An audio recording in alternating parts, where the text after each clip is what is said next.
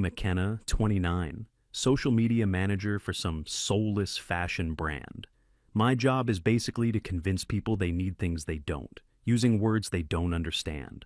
I'm good at it. Very good. Live in a nice condo downtown that I pay for myself. I have a cat, a ficus tree, and an expensive subscription to a wine delivery service. By all modern metrics, I've made it. My social media feed is a curated masterpiece of empowerment, brunch photos, and exotic travel destinations. Lots of captions about knowing your worth and cutting toxic people out of your life. My friends and I are the same. We're a little tribe of strong, independent women. Our group chat is a constant stream of screenshots of dumb guys on dating apps and affirmations about how we don't need a man. Except, of course, when we want one for a night. My whole philosophy for the last decade has been about freedom. Freedom to do what I want, when I want, with who I want. My body count is, to put it mildly, extensive. I see it as a badge of honor, a sign that I've rejected patriarchal norms and lived life on my own terms. I've had more fun than most people will have in 3 lifetimes. But recently, something started to shift. It wasn't a sudden change, more like a slow, creeping realization. I'm turning 30 next year. My social media feeds, once filled with wild party pics from my friends, are now slowly being replaced. Engagement rings, gender reveal parties, mortgages. My best friend from college just posted a picture of her ultrasound. It felt like getting hit by a bus. We used to be the ones taking shots at 2 a.m. Now she's picking out names. I called my friend Elena to vent. Elena is my closest friend in the city. We work at the same company, different departments. She's always been the more level-headed one. I told her about the ultrasound picture and how it felt like everyone was moving on to a different chapter. She was quiet for a moment. Then she said something that stuck with me. She suggested that maybe it wasn't a different chapter, but just the natural next one. And maybe it was time for me to think about what my next chapter looked like. I laughed it off, called her an old soul, but the words lingered. That night, I got a text around 11 p.m. It was from Cameron. Cameron is a recurring character. Looks like a model, has the personality of a cardboard box. Our interactions are purely transactional. A text, a meetup, and then radio silence for a few weeks. It used to be exciting. Now, it just felt empty. I looked at his text. You up? For the first time ever, I ignored it. I sat on my couch, sipping my expensive wine, and scrolled through my contacts. It was a graveyard of short-term flings and one-night stands. Names I barely remembered. I realized Elena was right.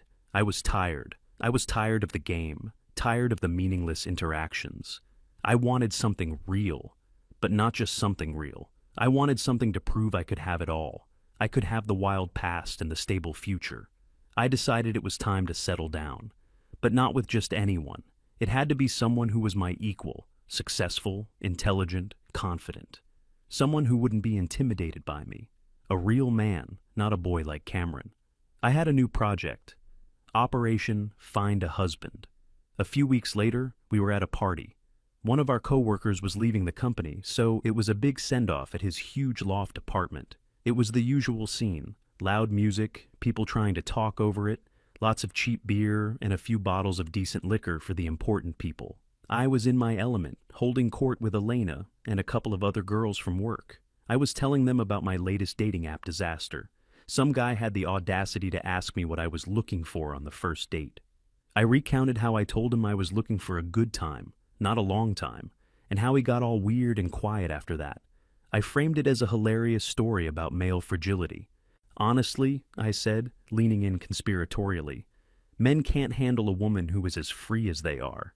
They say they want a freak in the sheets, but the moment they realize you've had more experience than them, they short-circuit. The girls laughed and nodded in agreement. Elena just sort of smiled, that same quiet, reserved smile she always does when I go on one of my rants. And that's when I saw him. His name was Alec. He worked in the engineering department. I didn't know him well, but I knew who he was. He was standing across the room, talking to another engineer. He wasn't loud or flashy. He was dressed well, in a simple, classic way. No trendy logos, just clothes that fit. He had this calm, self-assured aura about him. He wasn't desperately scanning the room for women. He was just genuinely engaged in his conversation. He laughed at something his friend said, and it was a real deep laugh. Not the performative cackle you hear from guys like Cameron. He was handsome, but in a mature, masculine way. Not a pretty boy. He was, in a word, a grown-up. I nudged Elena. "Who's the guy in the blue shirt?" I asked, even though I already knew. "That's Alec, from IT, she replied. "He's super smart, a bit quiet, but a really nice guy." "Nice guy," I repeated, a smirk on my face. "Let's see about that." This was it. This was my target. He was perfect, successful, good-looking, and clearly not a part of the chaotic dating scene I was so tired of. Conquering him would be the ultimate validation. I excused myself from my circle and began to make my way across the crowded room. I felt a surge of adrenaline. This was what I was good at, the hunt. As I got closer, I could hear a snippet of their conversation. They were talking about a camping trip they had taken a few weeks ago. Something about a difficult trail and a great view from the summit. It was so wholesome, so different from the usual party talk about office gossip or getting wasted. I waited for a pause in their conversation, and then I made my move. "I hate to interrupt a classic boys' night story," I said with my most charming smile, "but I was getting bored of talking about office politics over there." I directed my attention entirely to Alec. His friend gave me a polite smile and quickly made an excuse to go get another drink, leaving us alone. Perfect. Alec turned to me. His eyes were a calm, steady blue. "No problem," he said. His voice was even and composed. "Office politics can be a drain." I launched into my usual routine, the one that had never failed me. I started with some light teasing, complimented his shirt, asked him what a brilliant engineer like him was doing at a boring corporate party. I made sure to laugh at just the right moments, to touch his arm lightly when I was making a point. It's a dance I'd perfected over the years. But something was off. He wasn't responding the way men usually do. He was polite. He answered my questions. He was perfectly civil. But there was a wall there, a professional, impenetrable distance. There was no spark in his eyes, no leaning in closer, no mirroring of my body language. He was just listening, like a polite colleague making small talk by the coffee machine. I started to feel a little flustered. I decided to up the ante. "So, what's a guy like you do for fun when he's not climbing mountains?" I asked, lowering my voice a little, trying to make it more intimate. "I read a lot, work on a few personal coding projects, spend time with my family," he said, without a hint of irony or flirtation. It was the most straightforward, boring answer I had ever heard. And for some reason, it made me want him even more. I tried a different angle. "A family man, I like that," I said. "It's rare these days. Most guys our age are still trying to relive their frat boy days." I was trying to create a me and you against the world vibe. "I guess everyone has different priorities," he said, taking a small sip of his drink. He looked over my shoulder, as if looking for someone. The conversation was dying, and I was losing him. I was in uncharted territory. I made a last-ditch effort. "Well, I should let you get back to your friends," I said. "But maybe we could grab a coffee sometime. I've been meaning to pick an engineer's brain about a little app idea I have." It was a lie, of course, but it was a professional excuse to see him again. He gave me a small, tight-lipped smile. "I'm pretty swamped with a big project launch right now," he said. "Maybe some other time." And that was it. The classic polite corporate rejection. It wasn't "I have a girlfriend." It wasn't "I'm not interested." It was the gentle professional brush-off you give to a coworker you don't want to offend. He said it was nice talking to me, then turned and walked back to his friend, who had magically reappeared. I stood there for a second, my charming smile frozen on my face. I had never been so thoroughly and politely shut down in my entire life. I walked back to my friends, feeling a strange mix of humiliation and intense frustration. "Well?" Elena asked, her eyebrows raised. "He's shy," I said, a little too quickly. "Totally intimidated by me. I'll have to try again when he's not so overwhelmed." Elena gave me a look that said, "I don't think that was the problem," but she didn't say anything. The rest of the party was a blur. I drank too much, laughed too loudly. I even flirted with Cameron when he showed up later, just to prove to myself that I still had it. He, of course, responded exactly as I expected, all over me in seconds. But it felt hollow. It felt like a consolation prize. I went home alone that night. The polite indifference in Alec's eyes burned into my mind. I wasn't just rejected. I was dismissed. I was treated like I wasn't even in the running. This had never happened to me before. I lay in bed staring at the ceiling. The easy confidence I had felt for the last 10 years was gone, replaced by a gnawing sense of confusion. What was wrong with me? No. The question was, what was wrong with him? He was probably one of those guys, the kind who are secretly terrified of a woman's power. He probably wanted some meek, quiet little mouse who would bake him cookies and never challenge him. The thought made me angry. It was a comforting anger. It was easier to be angry than to be confused. It was his problem, not mine. He was the one with the issues. Toxic masculinity, most likely. Afraid of a woman who was his equal in confidence and experience. I fell asleep clinging to that thought. My new project had just gotten more complicated. It wasn't just about getting a husband anymore. It was about proving a point. It was about making Alex see that he was wrong. I would make him want me. And then, once I had him, I would be the one to decide if he was good enough. The next week or so at work was tense, at least for me. I saw Alec a couple of times in the hallway and in the cafeteria. He'd give me a polite nod and a small smile, the same one he gave everyone, the same one you give to the security guard or the cafeteria lady. I was just part of the background to him. It drove me crazy. I tried to get more information from Elena, but she was being cagey. "Just leave him alone, McKenna," she'd say. "He's a good guy. Don't make him your next project." Her words just fueled me more. What did she mean, good guy? As if I were some kind of villain. I was a good woman, strong, successful, independent. Any man would be lucky to have me. Alec just needed his eyes opened. He was stuck in some kind of old-fashioned mindset. I started to formulate a new plan. My direct approach had failed. It was too aggressive for a guy like him. I needed to show him my other side, the intelligent, thoughtful, progressive side. I needed to engage him on an intellectual level. I needed to show him that my freedom wasn't just about sleeping around. It was a deeply held philosophical belief. My chance came about a month after the party. The company announced its annual corporate retreat.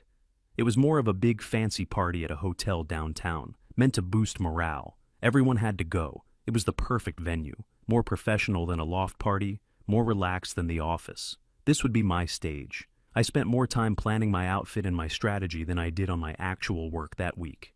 I decided on a look that was professional, but undeniably feminine, a tasteful dress that showed off my figure without being overt.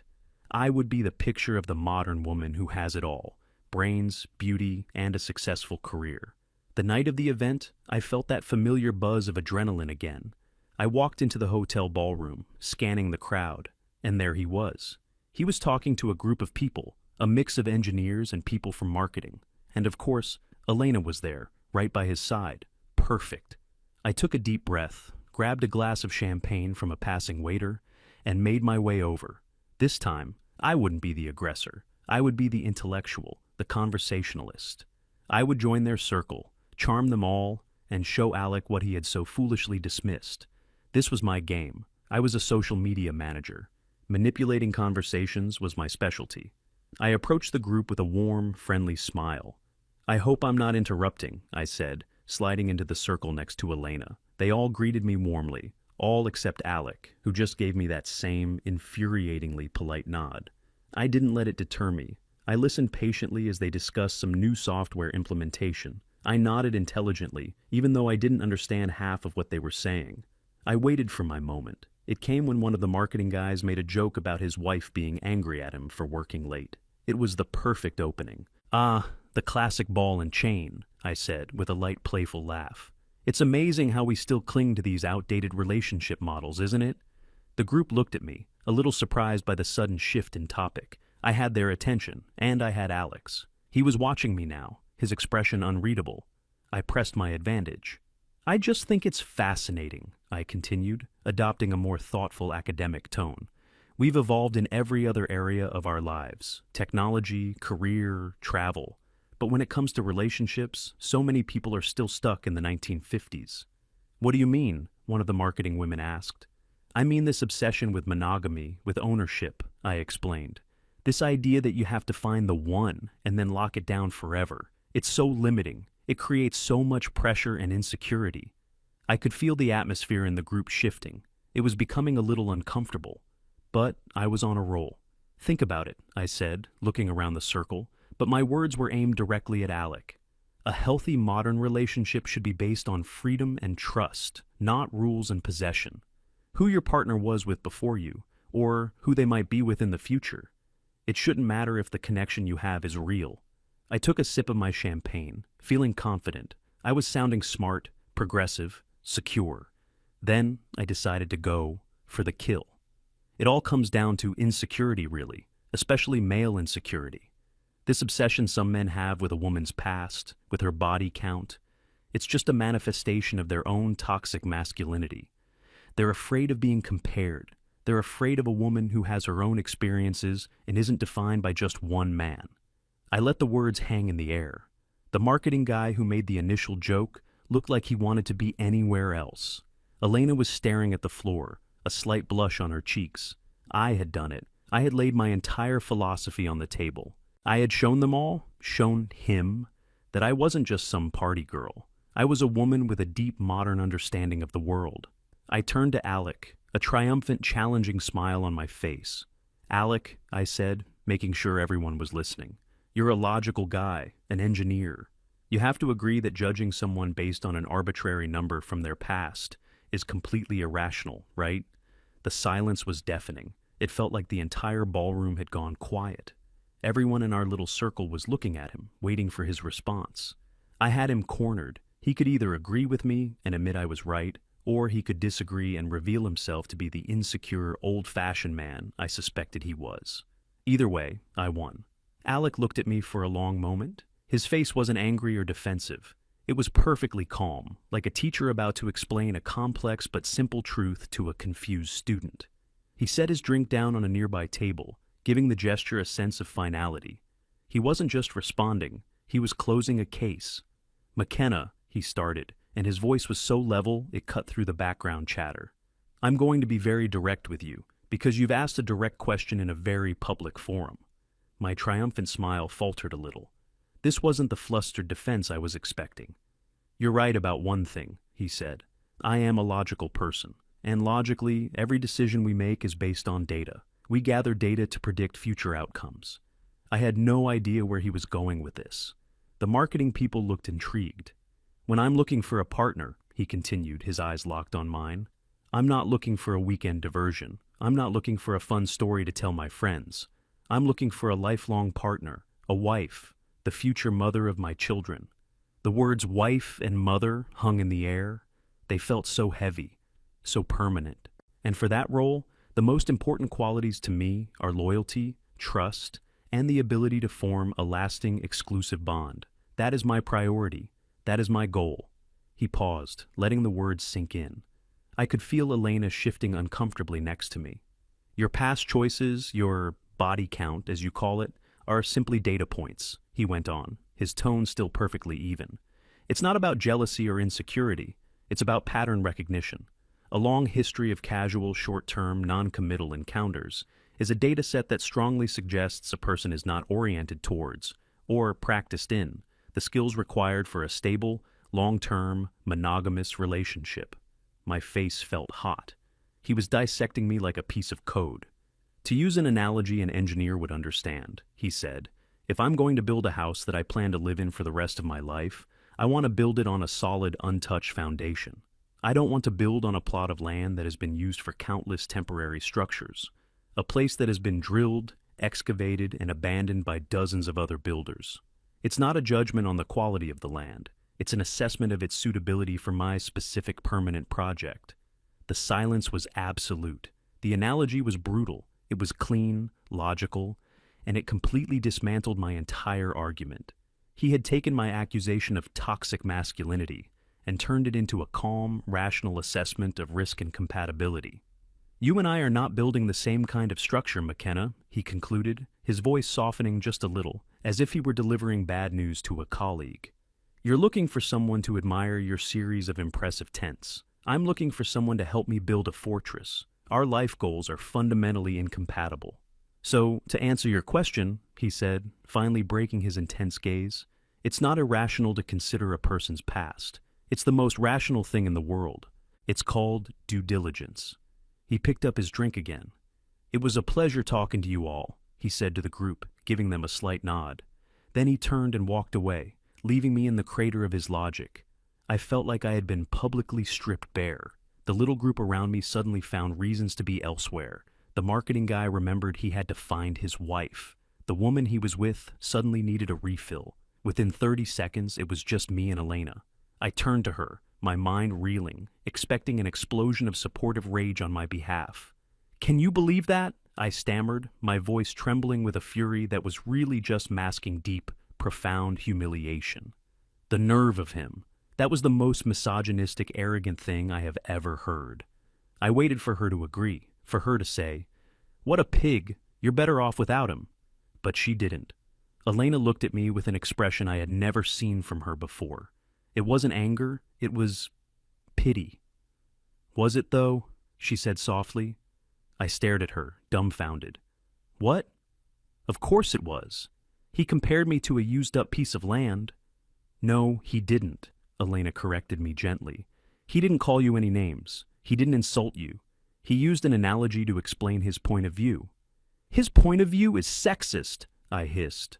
"McKenna," she said, her voice firm now, "you publicly cornered him and demanded his opinion.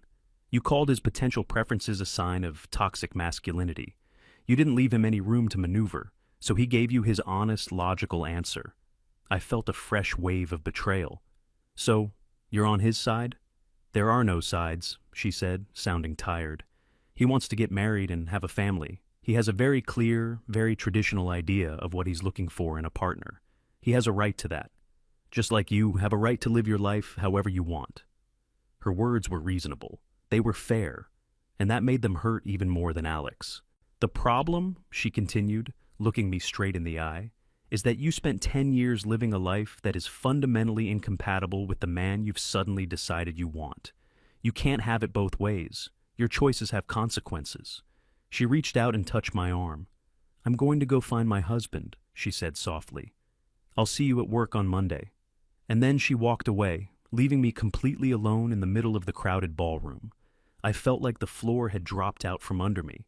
My most cherished belief, that I could have a wild past and a stable future, that my choices had no bearing on my ultimate value as a long-term partner, had not only been rejected by the man I wanted, but it had also just been questioned by my best friend. I left the party without saying goodbye to anyone. The taxi ride home was silent. The city lights blurred past the window, a kaleidoscope of colors that just felt gray. When I got back to my condo, the silence was deafening. The ficus tree, the wine subscription, the minimalist furniture, it had all felt like the architecture of a successful life. Now, it just felt like an empty set. I took off the dress I had spent so much time choosing. It felt like a costume. I sat on my couch in the dark, replaying the conversation over and over in my head. His calm, measured voice. A data set that strongly suggests a person is not oriented towards a stable, long-term, monogamous relationship. I'm looking for someone to help me build a fortress. Your choices have consequences. I had always been so proud of my choices. I had worn them like armor, but what if my armor had been a cage all along? What if the freedom I had championed for so long was just the freedom to be alone? I tried to get angry again. I tried to summon the righteous indignation that had always been my shield. He's a dinosaur. He's afraid. He'll end up with some boring doormat and be miserable. But the anger wouldn't come. All I felt was a cold, heavy sadness. Because deep down, I knew he was right. Not that I was used land, but that we were incompatible. I had spent a decade practicing for a game, and he was playing a completely different sport. And I had just found out, in the most public and humiliating way possible, that I didn't know the rules. My phone buzzed on the coffee table. I picked it up. A text message. It was from Cameron. "Hey, party was lame. My place?" I looked at the message, at his name. He was the living embodiment of the choices I had made. He was the data set. He was the long list of temporary structures built on my foundation. A few months ago, I would have seen this as an opportunity. A way to feel desired, to forget a bad night, to reassert my power. Now, it just felt pathetic. He was the consolation prize. The proof that Alec was right. Men like Cameron would always be available to me. Men like Alec would not. I realized with a sickening clarity that the men I wanted didn't want my experience. The only men who valued my experience were the ones who had no intention of staying. I had perfectly optimized myself for the kind of men I no longer wanted, and in the process, I had made myself completely unqualified for the one man I did. I deleted Cameron's text without responding and blocked his number. It was a small, meaningless gesture, but it was all I had. I turned my phone off and tossed it on the couch. I walked over to my laptop and opened it up. My social media profile was the home page. There I was, McKenna, smiling, confident, independent. I scrolled down my own feed, looking at my life through a new lens. There was a picture of me and Elena from a few years ago, raising glasses of champagne. The caption was, "Who needs a man when you have a best friend and a bottle of bubbly?" Elena was now married. She was with her husband at the party tonight. She had left me to go find him. I kept scrolling. A picture from a trip to Spain, me kissing a handsome stranger on the cheek. Caption, "Making memories all over the world." I couldn't even remember his name. He was just another data point. Another one, a quote I had shared. "A woman's past is her own. If a man can't handle it, he can't handle her." It had over 1,000 likes. It felt like reading the words of a naive stranger. I saw pictures of myself surrounded by friends at bars, on boats, at festivals, always smiling, always the life of the party. But in every photo, I was surrounded by a rotating cast of characters. Very few faces were consistent. My life wasn't a journey. It was a series of disconnected moments. I had collected experiences at the expense of building connections. I had championed freedom so fiercely that I had freed myself from everything that mattered. There, in the quiet of my expensive empty condo, surrounded by all the things I had bought to prove my success, I finally understood. Alec hadn't rejected me because he was weak. He had rejected me because he was strong. He had standards. He had a goal. He had a plan, and I was not a part of it. My entire identity, the strong, independent, free-spirited woman I had so carefully constructed, was a liability. The very things I had celebrated as my greatest strengths were, in the eyes of the man I wanted, my greatest weaknesses. The ultimate irony was that in my quest to have it all, I had ended up with nothing. Nothing but a cat, a ficus tree, and a hard-earned, undeniable, and utterly crushing solitude.